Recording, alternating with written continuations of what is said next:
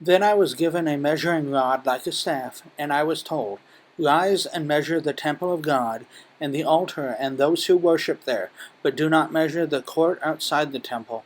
Leave that out, for it is given over to the nations, and they will trample the holy city for 42 months. And I will grant authority to my 2 witnesses. They will prophesy for 1,260 days, clothed in sackcloth.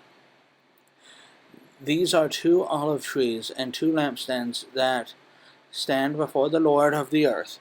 And if anyone would harm them, fire pours from their mouth and consumes their foes. If anyone would harm them, this is how he is doomed to be killed. They have the power to shut the sky, that no rain may fall during the days of their prophesying. And they have power over the waters to turn them into blood, and to strike the earth with every kind of plague, as often as they desire. And when they have finished their testimony, the beast that rises from the bottomless pit will make war on them, and conquer them and kill them.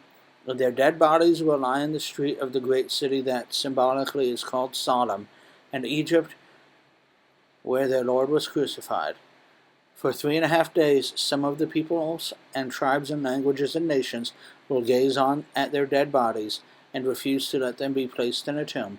And those who dwell on the earth will rejoice over them, and make merry and exchange presents, because these 2 prophets had been a torment to those who dwell on the earth. But after 3.5 days, a breath of life from God entered them, and they stood up on their feet, and great fear fell on those who saw them. Then they heard a loud voice from heaven saying to them, Come up here. And they went up to heaven in a cloud, and their enemies watched them. And at that hour there was a great earthquake, and 1/10 of the city fell. 7,000 people were killed in the earthquake, and the rest were terrified and gave glory to God of heaven. The second woe has passed. Behold, the third woe is soon to come.